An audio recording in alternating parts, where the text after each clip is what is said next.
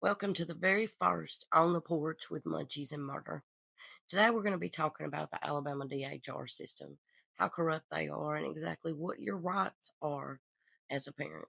Now, I mentioned to you that when I first started this journey on social media, that this was not where I initially began. I was covering crime because that's kind of what everybody was doing. But I decided I was going to cover things that everybody else wasn't talking about, especially in the state of Alabama.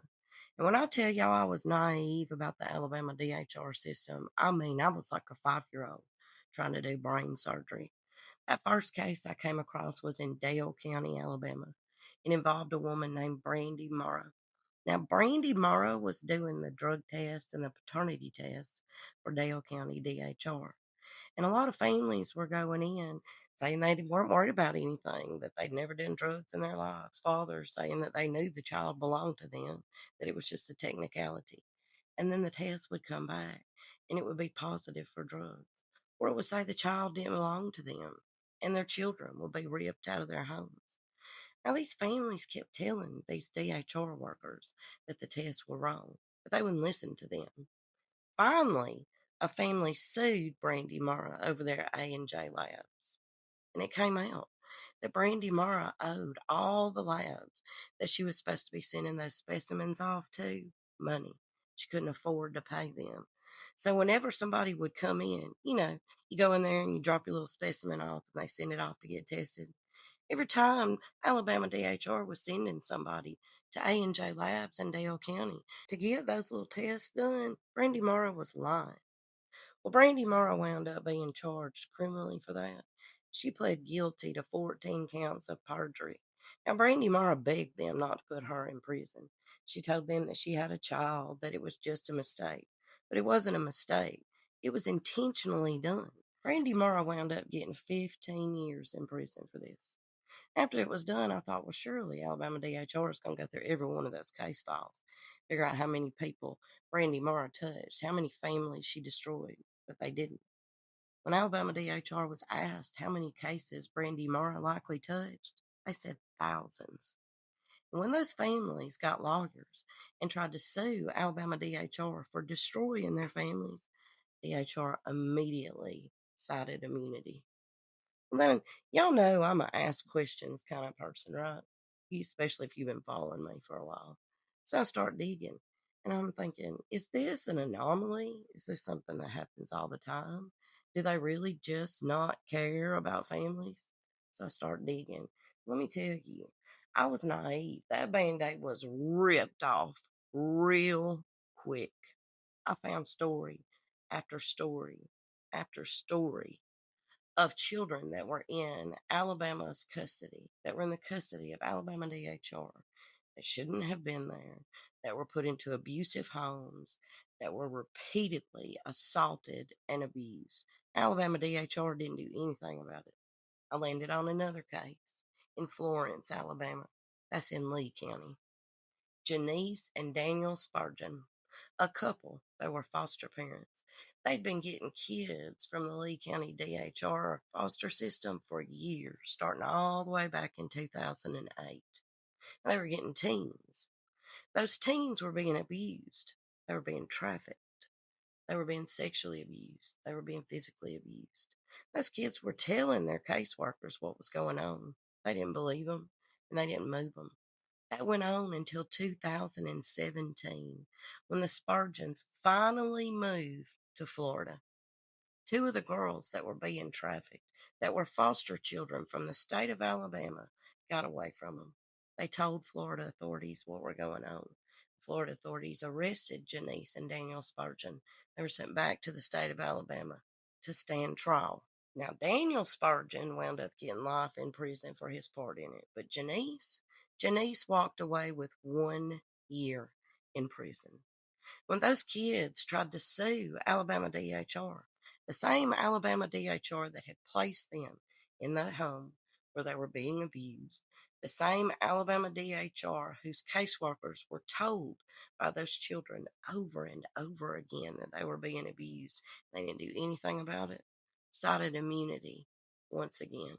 After that, I found another case in Madison County, Alabama, another case in Marshall County, Alabama.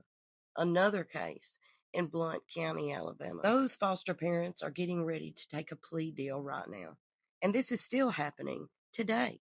It happened in July of 2025 in Jefferson County, Alabama, with KJ Starks. Little KJ Starks was in the custody of the state of Alabama, in the custody of Alabama DHR, when he died in the back of a hot car. He was left there by Keela Stanford, a woman that was contracted by Alabama DHR to transport children that were in the state of Alabama's custody.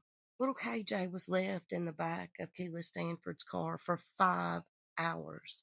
KJ, who was in the custody of the state of Alabama, in the custody of Alabama DHR, was left in the back of a car in the hot July sun in Alabama. It was 96 degrees outside that day. That car would have become lethal in 10 minutes. And I'm telling you about all these cases because these were homes established by Alabama DHR as being safe for Alabama's children. And each one of these specific cases that I've just told you about have been since 2008. Now, that date is important because that is the year that Nancy Buckner was appointed the head of Alabama DHR. She still holds that position today. Since Nancy Buckner was appointed to that position, she hasn't done anything to improve Alabama DHR for Alabama's families or Alabama's children. And each time that a bill is proposed that would help Alabama families, that would give them transparency and due process when it comes to Alabama DHR, to stop Alabama's children from winding up in these homes where they're being abused and sometimes ultimately killed, she does everything in her power to stop that bill from progressing. Like last year, when a bill was proposed that would have given Alabama families transparency and due process when it comes to Alabama DHR. Nancy Buckner showed up to that meeting with photos of Alabama's children who had been abused. She passed those photos around. She told the people in that room that if they passed that bill that Alabama's children would die. What kind of person uses abused children as pawns to continue their own agenda? That's evil. And apparently, according to the bills that Alabama DHR is supporting this year, they don't believe that they have enough reach into your homes. Because Alabama DHR has talked Patrick Sellers. Now, Patrick Sellers is that Alabama state representative. He's over the districts where KJ Starks died. Yeah, same guy. Patrick Sellers is pushing a bill that would give Alabama DHR further reach into y'all's homes. Now, there is nothing in House Bill 72 that is not already illegal in the state of Alabama. But in that bill, they've written a sentence that says any mandated reporter that thinks your child might smell like marijuana, they're supposed to report you to Alabama DHR and you're supposed to be investigated for abuse and neglect. Now, when somebody reports you in the state of Alabama to Alabama DHR, you go into a database. That's right. They come out and investigate you, and then they note your file, and it either says indicated abuse or not indicated under abuse. And regardless of what the findings are in that investigation, you remain in that database. Now, you can hire a lawyer and try to sue them to get your name removed from that database, but I can tell you that will cost you thousands and thousands of dollars. Now, most people don't know that once a case is opened on you through DHR in the state of Alabama, that means that you can't hold certain job positions. Oh, yeah, a whole bunch of people didn't know that. There are a lot of jobs in the state of Alabama, anything dealing with children, anything that is paid by Medicaid that you cannot hold if you have an open DHR case. So if Karen down the street gets pissed off at you and calls in a report and claims that you're abusing your children, until they investigate that allegation and close that case, you can't work that job. Even if you're currently holding that job, that's right, you're going to get fired. And DHR does not compensate you for any of that. You also are going to have to hire an attorney to fight those allegations in court, after you've been fired from that job that you can't hold while there's an open investigation on you. Now, after they close that investigation, your file's still going to be there.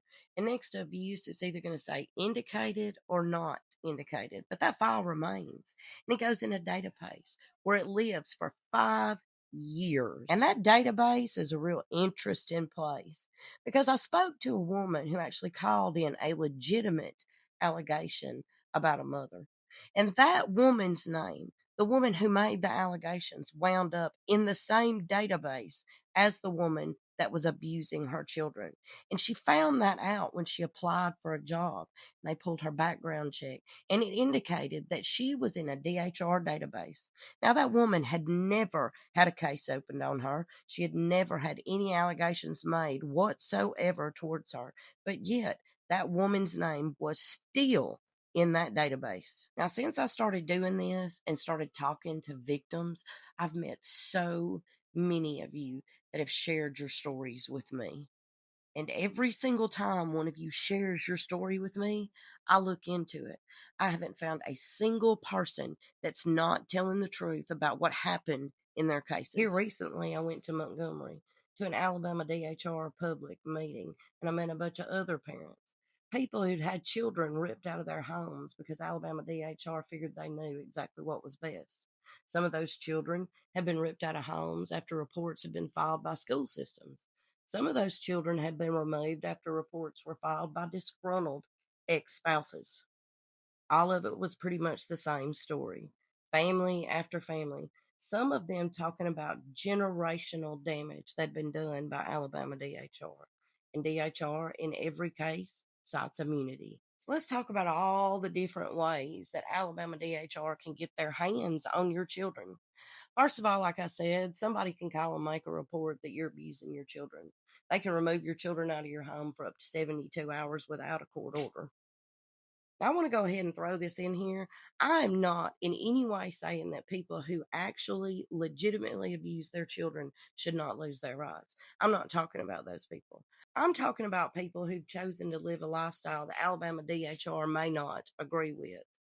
For instance, your child can be medically kidnapped by Alabama DHR. Say you've chosen to live a different life when it comes to how you treat things medically. Well, if DHR steps in and decides that they don't agree with that, they can medically kidnap your child. They can step in and take custody of that child. And then you have to fight them in court to get custody of your child back. And the Alabama DHR court system does not function like any other court system. When you walk into that room, nobody is on your side. Everybody in that room works for the state of Alabama. And that means that you need an attorney. Now, from all the people that I've spoken to that have ongoing cases with DHR that seem to be fraudulent cases on behalf of Alabama DHR, Alabama DHR definitely targets people that they believe do not have the financial ability to fight them. They target people that they believe will just stand down and let them do what they want to do. Because let's face it, getting an attorney is expensive. That is not a cheap expense. And most people can't afford to fork out that kind of money on a whim because Karen down the street decided to report you to Alabama DHR. In addition to reports being filed or medical kidnapping, there has been a recent story where Alabama DHR took a child that was born in Tennessee. The baby was a resident of Tennessee. And that child had a custodial parent, a father who did not have an open case against them, who did not have any warrants for their arrest. There was no standing whatsoever for Alabama DHR to step in that case and take that baby. But that is exactly what Alabama DHR did. So now a lot of y'all are probably asking, well, why does Alabama keep taking these kids? Because they are incentivized by the federal government to adopt children out of foster care systems. And let me tell you something, Alabama's booming because their incentives have been getting bigger and bigger and bigger.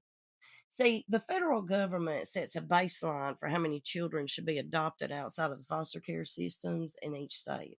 And if you go above that baseline, you get $5,000 for each established adoption. You get $7,500 for each established adoption for children ages 9 to 14. And you get $10,000 for each established adoption for children over the age of 14. These are incentives. This is not grants to run the system. These are direct incentives for getting children adopted out of the foster system in states. So basically, Alabama DHR has a monetary incentive to take children into the foster care system and then get them adopted into other families.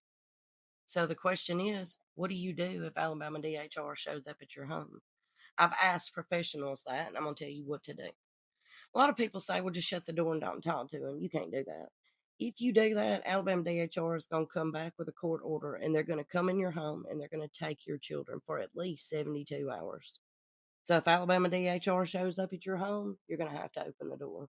They're going to ask to see your children. You're going to have to show them the kids.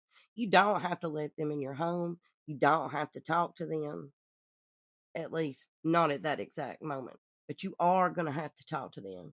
Don't go alone. Take somebody with you. If you can afford it, get yourself an attorney. Take the attorney with you. But if you can't, take somebody else. Take a witness. Because, like I already told y'all, the Alabama DHR court system does not function like any other court system. They are all getting paid by the state of Alabama, and they are not going to give you an attorney. You're going to have to get it yourself. And the burden of proof that they need to meet in the Alabama DHR court system is low. It's almost non existent. Basically, a caseworker can come on in there and say, well, this happened, and the court's like, well, all right, we believe you. And just a little side note here, I have actually watched footage of court cases from DHR workers in other states tell a judge that, yes, they are allowed to lie if they believe it is in the best interest of a child. Am I saying that happens in the state of Alabama? I mean, I can't prove it, but I am saying that I have listened to a DHR worker in a state say that. And, the Alabama DHR system being so screwed up, it's not limited to Alabama. I know I keep saying the Alabama DHR system, but like all of the DHR systems nationwide are pretty much screwed up. Like they give kids to families that abuse them. They take children from families they shouldn't be taken from. This happens everywhere. So when you get to court, after you get your lawyer, what do? You fight. You never, ever, ever stop fighting. You get loud. You get other people in to help you. You get witnesses. You never, ever stop fighting for your child. Because if you do, they're going to take them. If they've got them, they're going to take them. If you ever back down, they'll act like you don't want your kid and you won't get them back. And that's just how it works. So people want to know, what can we do about this? What can we do about DHR systems in our state? First thing you need to do is contact all your state representatives. I'm going to tell you how to find your state representatives in just a second here. But also, you need to be voting, y'all. You need to be voting in your local elections, in your state elections, in the federal elections, whatever your ideals are, whatever you want to be happening out here. You need to be voting for the people that line up with that. Now, am I saying that all these politicians are perfect and they're going to do what you vote them into? Absolutely not. Now we know that's not true. But we got a better chance if you get out here and educate yourself about the candidates and then get out here and actively vote. Advocate in your communities. To find your elected officials, y'all, you're literally going to go to the website that is called Find My Elected Officials. Yep. It's going to pull up a map. You go to the top of that map and you type in what county you live in and what state. It's going to pull up a list of every single elected official in your county. Go down the list, find who you need, look up their phone number, and give them a phone call. And when you call them, y'all, be respectful. Don't be yelling and cussing, using profanity. I recommend you writing down what you want to say before you call them. Because if you call them and you sound like an erratic crackhead, they are not going to take you seriously. We're trying to make change here, y'all. We're not trying to make enemies. After you call your elected officials and tell them that you want bills that protect Alabama's children, that give transparency and due process to parents, Alabama DHR don't need any more ability to get their little hands on Alabama's children. After you do all that, y'all, go to meetings. If there's a meeting about the DHR system in your city or in your state, go. Sit in on it. Take notes. If they allow public to comment, get up and comment. Again, be respectful. I know here in the state of Alabama, every 3 months in Montgomery, they have a public meeting for Alabama DHR. Now, the next one is on April the 23rd, 2026, and I'm going to be going to that. I encourage all of you to go to that meeting. If you're a parent, if you're a grandparent, if you're a caregiver, if you're a child advocate, if you're a foster parent, if you're an adoptive parent, if you're just a guardian, it doesn't matter. If you live in the state of Alabama and you care about children, go to these meetings. After these meetings, they have town halls where people can speak publicly. And after the April 23rd, 2026 meeting at 10 a.m., and that's going to be at the Gordon Parsons Building in Montgomery, Alabama, in the boardroom, there will be a town hall held on that same day, April 23rd, 2026, directly following that 10 a.m. public meeting about Alabama DHR, and it will be held in front of the Alabama House of Representatives. I implore all of you to come, to speak out. The only way that we're going to change things in the state of Alabama is to get up and say something, to be so loud that they can't ignore us anymore, that they have to change things. The biggest thing I want y'all to take away from this is that you're not alone. Advocate against Alabama DHR. People are terrified that if they stand up and say something about what's going on in their lives with Alabama DHR, that DHR will take their children away forever.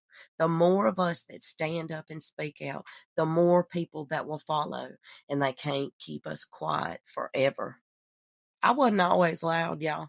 I used to be a little quiet people pleaser, but there came a point in my life when I said enough is enough, and I've gotten louder and louder and louder, and I want you to be loud with me. Now, if you've got something going on with Alabama DHR that you've not talked to anybody about, get in touch with me because I've got some forms that you can fill out. Go into these town halls will make a difference. I mean, it makes us sound loud, but calling your state senators and voting are the biggest things that you can do. I know the system is broken, y'all, but we can fix this if we get loud enough.